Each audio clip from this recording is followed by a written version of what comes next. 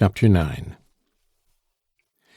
1,500 francs and as many suits of clothes as he chose to order. At that moment, the poor child of the South felt no more doubts of any kind.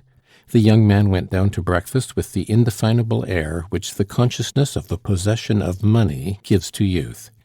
No sooner are the coins slipped into a student's pocket than his wealth, in imagination at least, is piled into a fantastic column, which affords him a moral support. He begins to hold up his head as he walks. He is conscious that he has a means of bringing his powers to bear on a given point. He looks you straight in the face. His gestures are quick and decided. Only yesterday he was diffident and shy. Anyone might have pushed him aside. Tomorrow he will take the wall of a prime minister. A miracle has been wrought in him. Nothing is beyond the reach of his ambition, and his ambition soars at random. He is light-hearted, generous, and enthusiastic. In short, the fledgling bird has discovered that he has wings. A poor student snatches at every chance pleasure, much as a dog runs all sorts of risks to steal a bone, cracking it and sucking the marrow as he flies from pursuit. But a young man who can rattle a few runaway gold coins in his pocket, can take his pleasure deliberately, can taste the whole of the sweets of secure possession. He soars far above earth. He has forgotten what the word poverty means. All Paris is his. Those are days when the whole world shines radiant with light, when everything glows and sparkles before the eyes of youth, days that bring joyous energy that is never brought into harness, days of debts and of painful fears that go hand in hand with every delight. Those who do not know the left bank of the Seine, between the Rue Saint-Jacques and the Rue de Saint-Père, know nothing of life. "Ah, if the women of Paris but knew," said Rastignac, as he devoured Madame Vauquer's stewed pears at 5 for a penny, "they would come here in search of a lover." Just then a porter from the Messagerie Royale appeared at the door of the room. They had previously heard the bell ring as the wicket opened to admit him.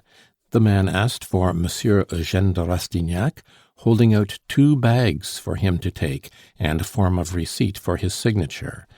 Vautrin's keen glance cut Eugène like a lash. "Now you will be able to pay for those fencing lessons and go to the shooting gallery," he said. "Your ship has come in," said Madame Vauquer, eyeing the bags. Mademoiselle Michonneau did not dare to look at the money, for fear her eyes should betray her cupidity. "You have a kind mother," said Madame Couture. "You have a kind mother, sir," echoed Poiret. "Yes, mamma has been drained dry," said Vautrin. "And now you can have your fling, go into society, and fish for heiresses and dance with countesses who have peach blossom in their hair. But take my advice, young man, and don't neglect your pistol practice." Vautrin struck an attitude as if he were facing an antagonist. Rastignac, meaning to give the porter a tip, felt in his pockets and found nothing. Vautrin flung down a franc piece on the table. "Your credit is good," he remarked, eyeing the student, and Rastignac was forced to thank him, though since the sharp encounter of wits at dinner that day after Eugène came in from calling on Madame de Beauséant, he had made up his mind that Vautrin was insufferable. For a week, in fact, they had both kept silence in each other's presence and watched each other. The student tried in vain to account to himself for this attitude. An idea, of course, gains in force by the energy with which it is expressed. It strikes where the brain sends it, by a law as mathematically exact as the law that determines the course of a shell from a mortar. The amount of impression it makes is not to be determined so exactly. Sometimes, in an impressible nature, the idea works havoc, but there are no less natures so robustly protected that this sort of projectile falls flat and harmless on skulls of triple brass, as cannon shot against solid masonry. Then there are flaccid and spongy fibred natures into which ideas from without sink like spent bullets into the earthworks of a redoubt. Rastignac's head was something of the powder magazine order. The least shock sufficed to bring about an explosion. He was too quick, too young, not to be readily accessible to ideas, and open to that subtle influence of thought and feeling in others, which causes so many strange phenomena that make an impression upon us, of which we are all unconscious at the time. Nothing escaped his mental vision. He was lynx-eyed. In him the mental powers of perception, which seem like duplicates of the senses, had the mysterious power of swift projection that astonishes us in intellects of a high order, slingers who are quick to detect the weak spot in any armor. In the past month, Eugene's good qualities and defects had rapidly developed with his character. Intercourse with the world and the endeavor to satisfy his growing desires had brought out his defects. But Rastignac came from the south side of the Loire and had the good qualities of his countrymen. He had the impetuous courage of the South that rushes to the attack of a difficulty, as well as the southern impatience of delay or suspense. These traits are held to be defects in the North. They made the fortune of Murat, but they likewise cut short his career. The moral would appear to be that when the dash and boldness of the south side of the Loire meets, in a southern temperament, with the guile of the north, the character is complete, and such a man will gain and keep the crown of Sweden. Rastignac, therefore, could not stand the fire from Vautrin's batteries for long without discovering whether this was a friend or a foe. He felt as if this strange being was reading his inmost soul and dissecting his feelings, while Vautrin himself was so close and secretive that he seemed to have something of the profound and unmoved serenity of a sphinx, seeing and hearing all things and saying nothing. Eugene, conscious of that money in his pocket, grew rebellious. "Be so good as to wait a moment," he said to Vautrin, as the latter rose after slowly emptying his coffee cup, sip by sip.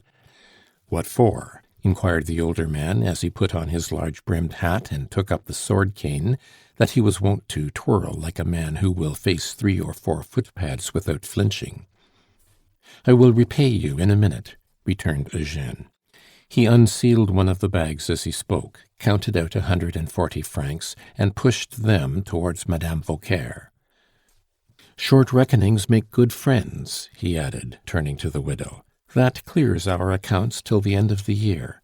Can you give me change for a 5-franc piece?" "Good friends make short reckonings," echoed Poiret, with a glance at Vautrin. "Here is your franc," said Rastignac, holding out the coin to the sphinx in the black wig. "Any one might think that you were afraid to owe me a trifle," exclaimed this latter, with a searching glance that seemed to read the young man's inmost thoughts. There was a satirical and cynical smile on Vautrin's face, such as Eugene had seen scores of times already. Every time he saw it, it exasperated him almost beyond endurance. "Well, so I am," he answered. He held both the bags in his hand and had risen to go up to his room. Vautrin made as if he were going out through the sitting-room, and the student turned to go through the second door that opened into the square lobby at the foot of the staircase. "Do you know, Monsieur le Marquis de Rastignac-o-Rama, that what you were saying just now was not exactly polite?" Vautrin remarked, as he rattled his sword cane across the panels of the sitting-room door and came up to the student. Rastignac looked coolly at Vautrin, drew him to the foot of the staircase, and shut the dining-room door. They were standing in the little square lobby between the kitchen and the dining-room. The place was lighted by an iron-barred fan light above a door that gave access into the garden. Sylvie came out of her kitchen, and Eugene chose that moment to say: "Monsieur Vautrin, I am not a marquis, and my name is not Rastignac-o-Rama." "They will fight," said Mademoiselle Michonneau in an indifferent tone. "Fight!" echoed Poiret. "Not they," replied Madame Vauquer, lovingly fingering her pile of coins. "But there they are under the lime trees!" cried Mademoiselle Victorine, who had risen so that she might see out into the garden. Poor young man! He was in the right, after all." "We must go upstairs, my pet," said Madame Couture. "It is no business of ours." At the door, however, Madame Couture and Victorine found their progress barred by the portly form of Sylvie the cook. "Whatever can have happened?" she said. "Monsieur Vautrin said to Monsieur Eugene, 'Let us have an explanation.' Then he took him by the arm, and there they are, out among the artichokes." Vautrin came in while she was speaking. "Mamma Vauquer," he said, smiling, "don't frighten yourself at all. I am only going to try my pistols under the lime trees."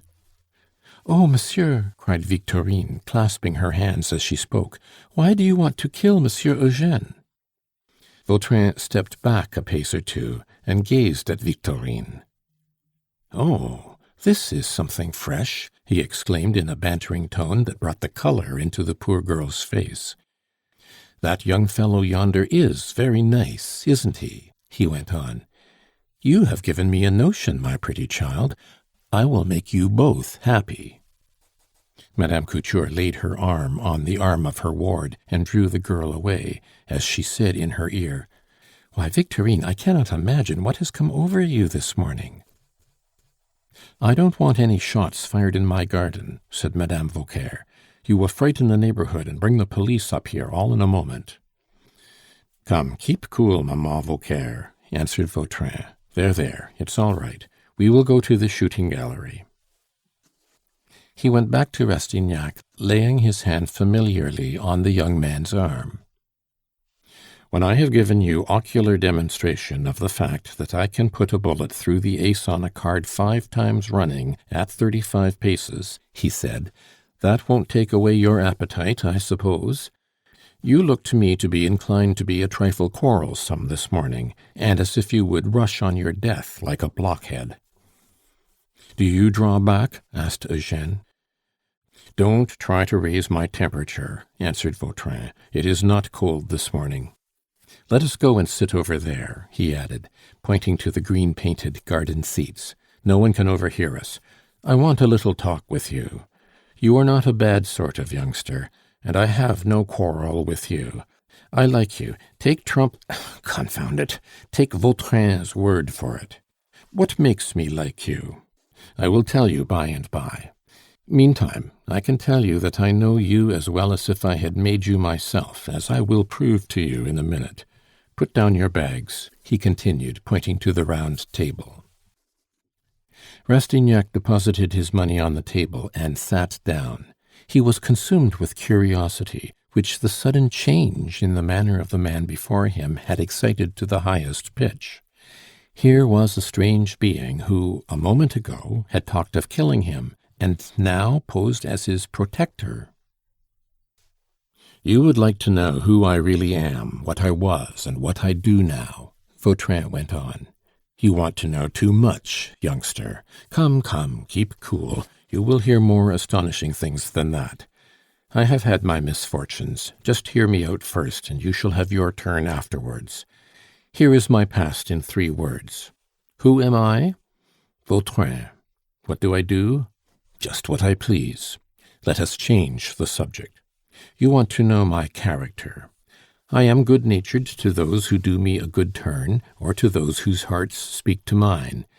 These last may do anything they like with me. They may bruise my shins, and I shall not tell them to mind what they are about.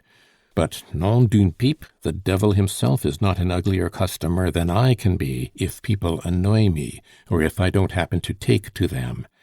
And you may just as well know at once that I think no more of killing a man than of that." And he spat before him as he spoke. "Only when it is absolutely necessary to do so, I do my best to kill him properly. I am what you call an artist. I have read Benvenuto Cellini's memoirs, such as you see me, and, what is more, in Italian. A fine-spirited fellow he was.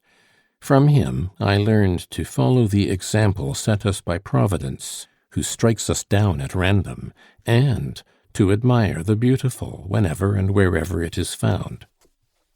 And, setting other questions aside, is it not a glorious part to play when you pit yourself against mankind and the luck is on your side?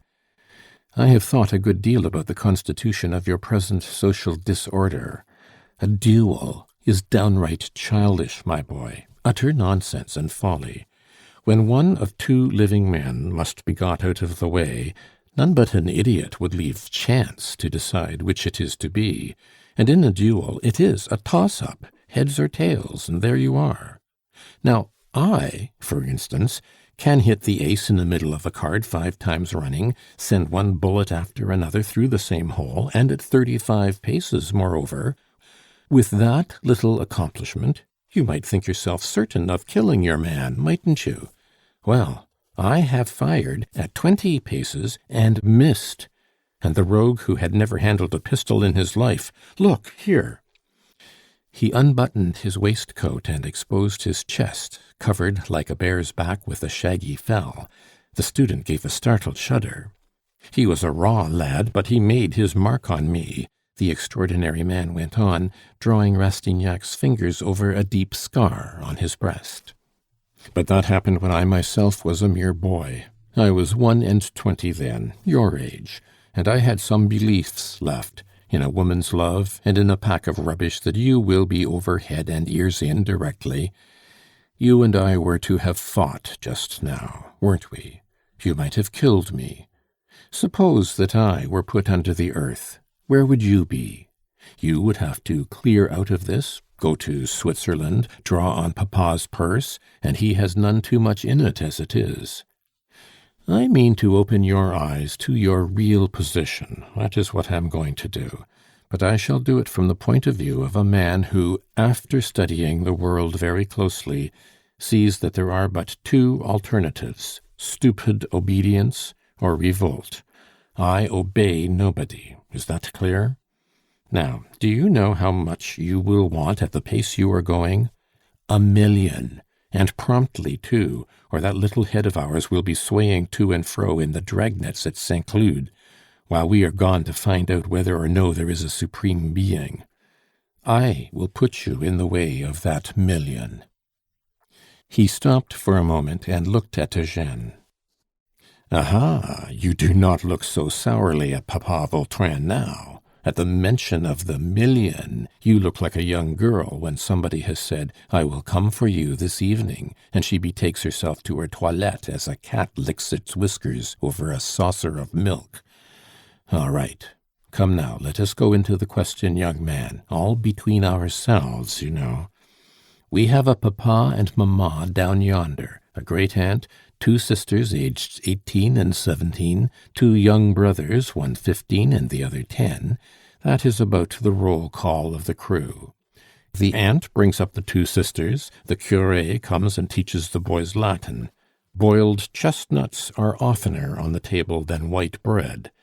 Papa makes a suit of clothes last a long while. If mamma has a different dress winter and summer, it is about as much as she has.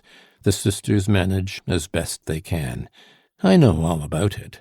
I have lived in the South. That is how things are at home.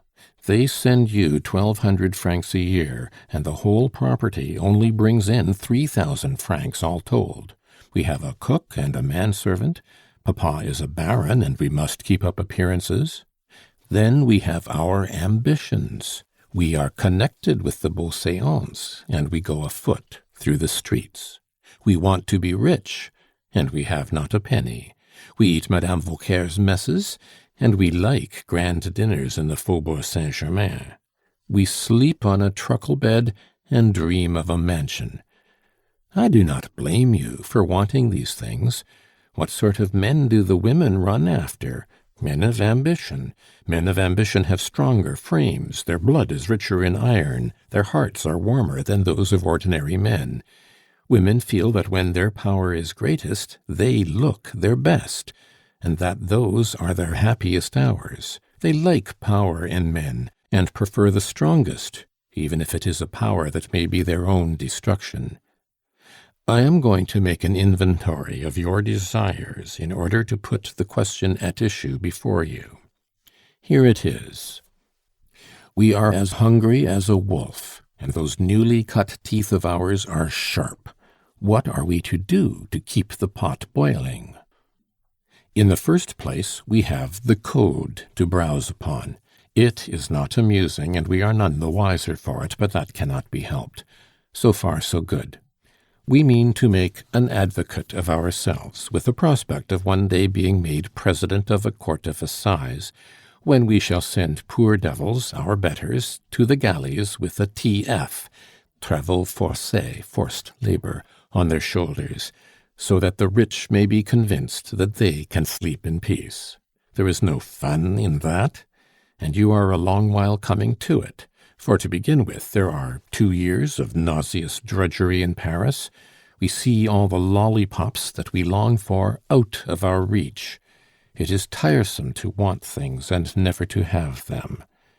If you were a pallid creature of the mollusk order, you would have nothing to fear. But it is different when you have the hot blood of a lion and are ready to get into a score of scrapes every day of your life. This is the ghastliest form of torture known in this inferno of God's making, and you will give in to it. Or suppose that you are a good boy, drink nothing stronger than milk, and bemoan your hard lot. You, with your generous nature, will endure hardships that would drive a dog mad, and make a start, after long waiting, as deputy to some rascal or other in a hole of a place where the government will fling you 1,000 francs a year, like the scraps that are thrown to the butcher's dog. Bark at thieves, plead the cause of the rich, send men of heart to the guillotine. That is your work. Many thanks. If you have no influence, you may rot in your provincial tribunal. At 30 you will be a justice with 1,200 francs a year, if you have not flung off the gown for good before then. By the time you are 40, you may look to marry a miller's daughter, an heiress with some 6,000 livres a year. Much obliged. If you have influence, you may possibly be a public prosecutor by the time you are 30, with a salary of 1,000 crowns. You could look to marry the mayor's daughter. Some petty piece of political trickery, such as mistaking Viel for Manuel in a bulletin, the names rhyme, and that quiets your conscience, and you will probably be a procureur général by the time you are 40, with a chance of becoming a deputy. Please to observe, my dear boy, that our conscience will have been a little damaged in the process, and that we shall endure 20 years of drudgery and hidden poverty, and that our sisters are wearing Diana's livery.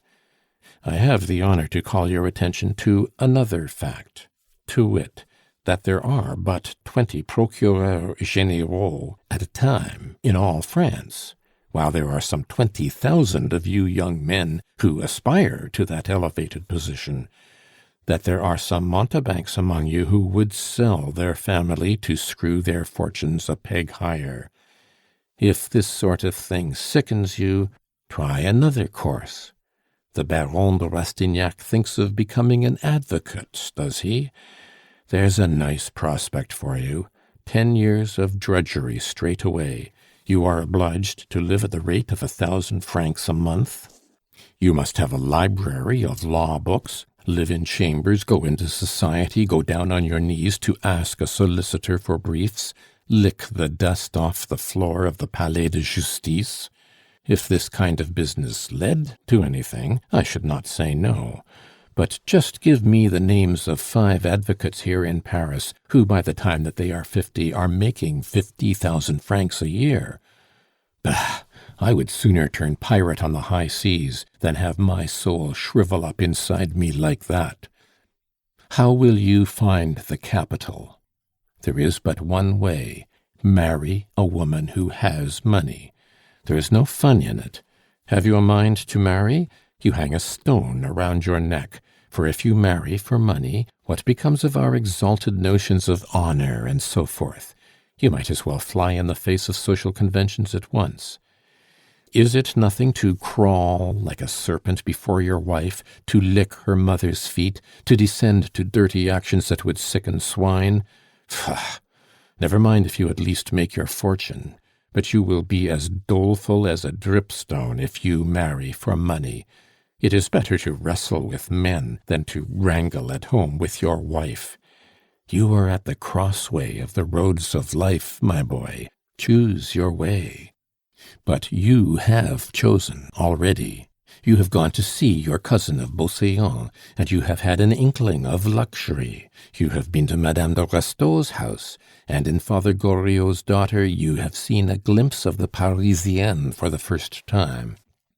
That day you came back with a word written on your forehead. I knew it. I could read it. Success.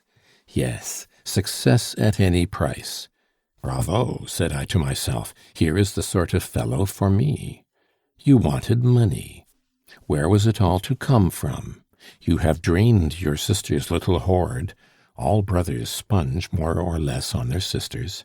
Those 1,500 francs of yours, got together, God knows how, in a country where there are more chestnuts than 5-franc pieces, will slip away like soldiers after pillage. And then what will you do? Shall you begin to work? Work, or what you understand by work at this moment, means, for a man of Poiret's calibre, an old age in Mamma Vauquer's lodging-house.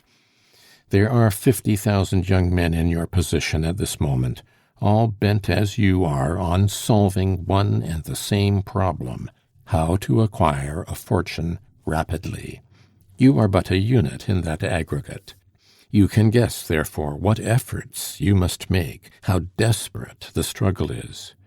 There are not 50,000 good positions for you. You must fight and devour one another like spiders in a pot. Do you know how a man makes his way here? By brilliant genius or by skillful corruption. You must either cut your way through these masses of men like a cannonball, or steal among them like a plague. Honesty is nothing to the purpose. Men bow before the power of genius. They hate it and try to slander it, because genius does not divide the spoil. But if genius persists, they bow before it. To sum it all up in a phrase, if they fail to smother genius in the mud, they fall on their knees and worship it. Corruption is a great power in the world, and talent is scarce. So corruption is the weapon of superfluous mediocrity. You will be made to feel the point of it everywhere. You will see women who spend more than 10,000 francs a year on dress, while their husband's salary, his whole income, is 6,000 francs. You will see officials buying estates on 12,000 francs a year. You will see women who sell themselves body and soul to drive in a carriage belonging to the son of a peer of France, who has a right to drive in the middle rank at Longchamp. You have seen that poor simpleton of a Goriot obliged to meet a bill with his daughter's name at the back of it, though her husband has 50,000 francs a year. I defy you to walk a couple of yards anywhere in Paris without stumbling on some infernal complication. I'll bet my head to a head of that salad that you will stir up a hornet's nest by taking a fancy to the first young, rich, and pretty woman you meet. They are all dodging the law, all at loggerheads with their husbands. If I were to begin to tell you all that vanity or necessity, virtue is not often mixed up in it, you may be sure, all that vanity and necessity drive them to do for lovers, finery, housekeeping, or children, I should never come to an end. So an honest man is the common enemy. But do you know what an honest man is? Here in Paris, an honest man is the man who keeps his own counsel and will not divide the plunder. I am not speaking now of those poor bond slaves who do the work of the world without a reward for their toil. God Almighty's outcasts, I call them. Among them, I grant you, is virtue in all the flower of its stupidity, but poverty is no less their portion. At this moment, I think I see the long faces those good folk would pull if God played a practical joke on them and stayed away at the last judgment. Well then, if you mean to make a fortune quickly, you must either be rich to begin with, or make people believe that you are rich. It is no use playing here except for high stakes. Once take to low play, it is all up with you. If in the scores of professions that are open to you, there are 10 men who rise very rapidly, people are sure to call them thieves. You can draw your own conclusions. Such is life. It is no cleaner than a kitchen. It reeks like a kitchen, and if you mean to cook your dinner, you must expect to soil your hands. The real art is in getting them clean again, and therein lies the whole morality of our epoch. If I take this tone in speaking of the world to you, I have the right to do so. I know it well. Do you think that I am blaming it? Far from it. The world has always been as it is now. Moralist strictures will never change it. Mankind are not perfect, but one age is more or less hypocritical than another, and then simpletons say that its morality is high or low. I do not think that the rich are any worse than the poor. Man is much the same, high or low, or wherever he is. In 1,000,000 of these human cattle, there may be half a score of bold spirits who rise above the rest, above the laws. I am one of them. And you, if you are cleverer than your fellows, make straight to your end and hold your head high. But you must lay your account with envy and slander and mediocrity, and every man's hand will be against you.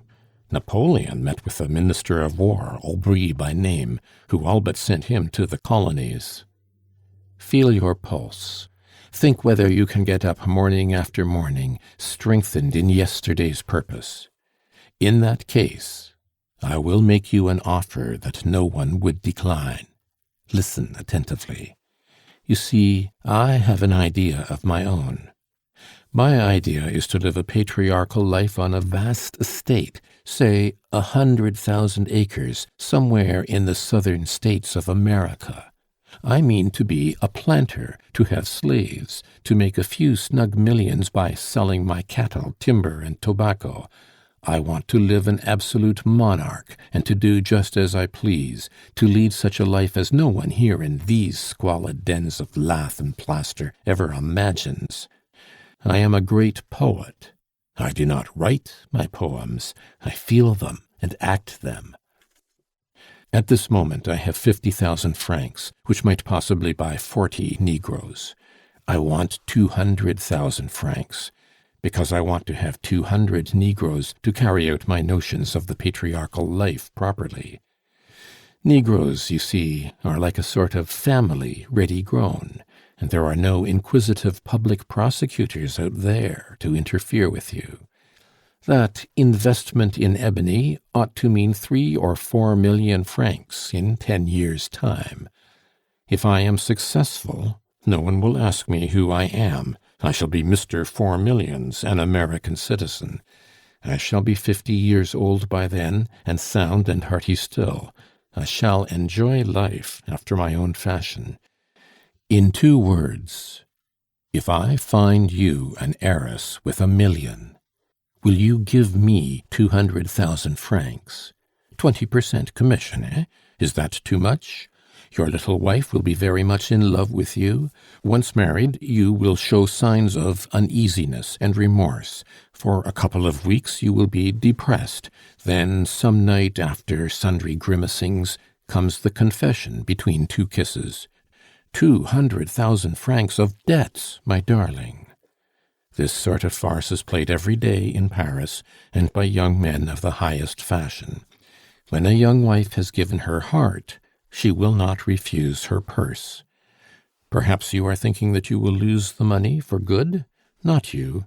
You will make 200,000 francs again by some stroke of business. With your capital and your brains, you should be able to accumulate as large a fortune as you could wish. Ergo, in 6 months you will have made your own fortune and our old friend Vautrin's, and made an amiable woman very happy, to say nothing of your people at home, who must blow on their fingers to warm them in the winter for lack of firewood. You need not be surprised at my proposal. nor at the demand I make. 47 out of every 60 great matches here in Paris are made after just such a bargain as this. The Chamber of Notaries compels my gentleman to—" "What must I do?" said Rastignac, eagerly interrupting Vautrin's speech. "Next to nothing," returned the other, with a slight involuntary movement, the suppressed exultation of the angler when he feels a bite at the end of his line. "Follow me carefully. The heart of a girl whose life is wretched and unhappy is a sponge that will thirstily absorb love, a dry sponge that swells at the first drop of sentiment. If you pay court to a young girl whose existence is a compound of loneliness, despair, and poverty, and who has no suspicion that she will come into a fortune, good Lord, it is Quentin 14 at piquet. It is knowing the numbers of the lottery beforehand. It is speculating in the funds when you have news from a sure source. It is building up a marriage on an indestructible foundation. The girl may come in for millions, and she will fling them as if they were so many pebbles at your feet. Take it, my beloved. Take it, Alfred, Adolphe, Eugène, or whoever it was that showed his sense by sacrificing himself for her. And as for sacrificing himself, this is how I understand it. You sell a coat that is getting shabby so that you can take her to the Cadran Bleu, treat her to mushrooms on toast, and then go to the Ambigu Comique in the evening. You pawn your watch to buy her a shawl. I need not remind you of the fiddle-faddle sentimentality that goes down so well with all women. You spill a few drops of water on your stationery, for instance. Those are the tears you shed while far away from her. You look to me as if you were perfectly acquainted with the argot of the heart. Paris, you see, is like a forest in the New World, where you have to deal with a score of varieties of savages, Illinois and Hurons, who live on the proceed of their social hunting. You are a hunter of millions. You set your snares, you use lures and nets. There are many ways of hunting. Some hunt heiresses, others a legacy. Some fish for souls, yet others sell their clients, bound hand and foot. Everyone who comes back from the chase with his game bag well filled meets with a warm welcome in good society. In justice to this hospitable part of the world, it must be said that you have to do with the most easy and good-natured of great cities. If the proud aristocracies of the rest of Europe refuse admittance among their ranks to a disreputable millionaire, Paris stretches out a hand to him, goes to his banquets, eats his dinners, and hobnobs with his infamy.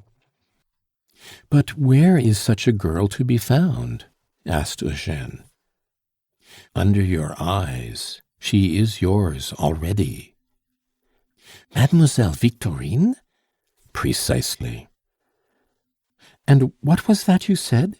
"She is in love with you already, your little Baronne de Rastignac." "She has not a penny," Eugène continued, much mystified. "Ah, now we are coming to it. Just another word or two, and it will all be clear enough. Her father, Taillefer, is an old scoundrel. It is said that he murdered one of his friends at the time of the Revolution. He is one of your comedians that sets up to have opinions of his own. He is a banker, senior partner in the house of Frédéric Taillefer and Company. He has one son, and means to leave all he has to the boy, to the prejudice of Victorine. For my part, I don't like to see injustice of this sort. I am like Don Quixote. I have a fancy for defending the weak against the strong. If it should please God to take that youth away from him, Taillefer would have only his daughter left. He would want to leave his money to someone or other, an absurd notion, but it is only human nature, and he is not likely to have any more children, as I know. Victorine is gentle and amiable. She will soon twist her father round her fingers and set his head spinning like a German top by plying him with sentiment.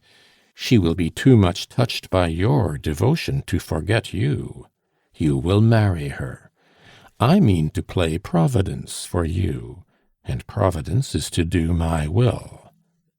I have a friend whom I have attached closely to myself, a colonel in the army of the Loire, who has just been transferred into the Garde Royale.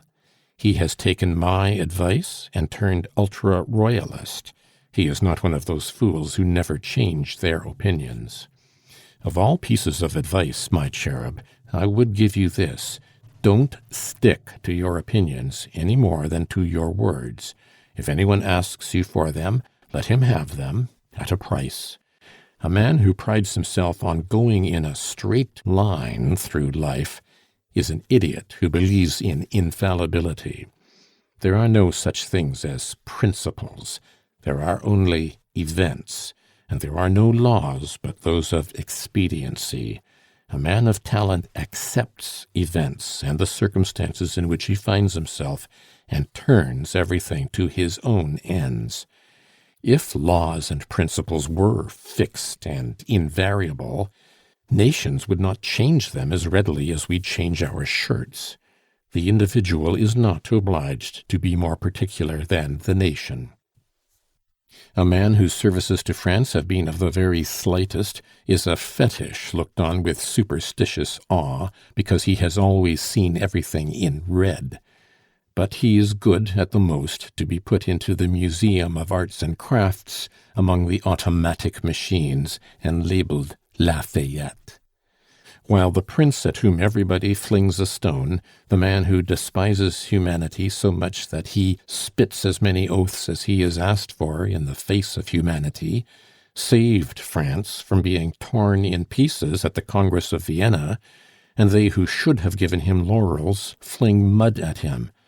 Oh, I know something of affairs, I can tell you. I have the secrets of many men. Enough. When I find 3 minds in agreement as to the application of a principle, I shall have a fixed and immovable opinion. I shall have to wait a long while first. In the tribunals you will not find 3 judges of the same opinion on a single point of law. To return to the man I was telling you of, he would crucify Jesus Christ again if I bade him. At a word from his old chum Vautrin, he will pick a quarrel with a scamp that will not send so much as 5 francs to his sister, poor girl, and— Here Vautrin rose to his feet and stood like a fencing master about to lunge. "Turn him off into the dark," he added. "How frightful!" said Eugène. "You do not really mean it. Monsieur Vautrin, you are joking." "There, there, keep cool," said the other. "Don't behave like a baby. But if you find any amusement in it, be indignant, flare up, say that I am a scoundrel, a rascal, a rogue, a bandit. But do not call me a blackleg nor a spy. There, out with it, fire away. I forgive you. It is quite natural at your age. I was like that myself once. Only remember this, you will do worse things yourself some day. You will flirt with some pretty woman and take her money. You have thought of that, of course," said Vautrin, "for how are you to succeed unless love is laid under contribution? There are no 2 ways about virtue, my dear student. It either is or it is not. Talk of doing penance for your sins. It is a nice system of business when you pay for your crime by an act of contrition. You seduce a woman that you may set your foot on such and such a rung of the social ladder. You sow dissension among the children of a family. You descend, in short, to every base action that can be committed at home or abroad, to gain your own ends for your own pleasure or your profit. And can you imagine that these are acts of faith, hope, or charity? How is it that a dandy who in a night has robbed a boy of half his fortune gets only a couple of months in prison, while a poor devil who steals a banknote for 1,000 francs with aggravating circumstances is condemned to penal servitude? Those are your laws. Not a single provision but lands you in some absurdity. That man with yellow gloves and a golden tongue commits many a murder. He sheds no blood, but he drains his victim's veins as surely. A desperado forces open a door with a crowbar, dark deeds, both of them. You yourself will do every one of those things that I suggest to you today, bar the bloodshed. Do you believe that there is any absolute standard in this world? Despise mankind, and find out the meshes that you can slip through in the net of the code. The secret of a great success for which you are at a loss to account is a crime that has never been found out because it was properly executed. Silence, sir. I will not hear any more. You make me doubt myself. At this moment my sentiments are all my science. Just as you please, my fine fellow. I did not think you were so weak-minded, said Vautrin. I shall say no more about it. One last word, however, and he looked hard at the student. You have my secret, he said. A young man who refuses your offer knows that he must forget it. Quite right, quite right. I am glad to hear you say so. Somebody else might not be so scrupulous, you see. Keep in mind what I want to do for you. I will give you a fortnight. The offer is still open. What a head of iron the man has, said Eugène to himself, as he watched Vautrin walk unconcernedly away with his cane under his arm. Yet Madame de Beauseant said as much, more gracefully. He has only stated the case in cruder language. He would tear my heart with claws of steel. What made me think of going to Madame de Nucingen? He guessed my motives before I knew them myself. To sum it up, that outlaw has told me more about virtue than all I have learned from men and books. If virtue admits of no compromises, I have certainly robbed my sisters, he said, throwing down the bags on the table. He sat down again and fell, unconscious of his surroundings, into deep thought. To be faithful to an ideal of virtue, a heroic martyrdom. Pshaw! Everyone believes in virtue, but who is virtuous? Nations have made an idol of liberty, but what nation on the face of the earth is free? My youth is still like a blue and cloudless sky. If I set myself to obtain wealth or power, does it mean that I must make up my mind to lie and fawn and cringe and swagger and flatter and dissemble? To consent to be the servant of others who have likewise fawned and lied and flattered? Must I cringe to them before I can hope to be their accomplice? Well, then, I decline. I mean to work nobly and with a single heart. I will work day and night. I will owe my fortune to nothing but my own exertions. It may be the slowest of all roads to success, but I shall lay my head on the pillow at night untroubled by evil thoughts. Is there a greater thing than this? To look back over your life and know that it is stainless as a lily. I and my life are like a young man and his betrothed. Vautrin has put before me all that comes after 10 years of marriage. The devil! My head is swimming. I do not want to think at all. The heart is a sure guide. End of chapter 9.